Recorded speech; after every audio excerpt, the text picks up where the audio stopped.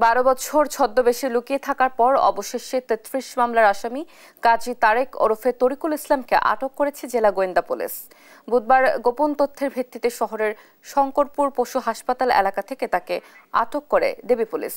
আদালত তাকে কারাগারে প্রেরণ করেছেন। পুলিশ জানায় 12 বছর আগে মাদক চোরাচালান, বিস্ফোরক, খুন ও অস্ত্র মামলা সহ মোট 33টি মামলায় পলাতক ছিলেন তিনি। এর মধ্যে 15টি মামলায় গ্রেপ্তারি পরোয়ানা ছিল।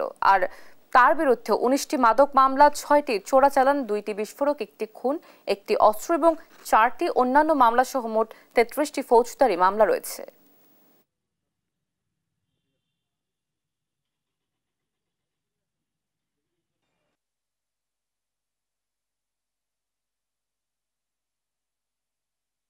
তাকে গ্রেফতার করে আমরা তাকে আদালতে সোপর্দ করছি এবং আপনাদেরকে মাধ্যমে আমরা জানাতে চাই যে আমাদের এই চলমান যে অভিযান কার্যক্রম সেটি পরিচালিত হবে এবং যে কোনো সন্ত্রাসী, চাঁদাবাজ এবং অন্যান্য অপরাধের সাথে সংশ্লিষ্ট যারা তাদেরকে গ্রেফতার করে আইনের হাতে সোপর্দ করা হবে।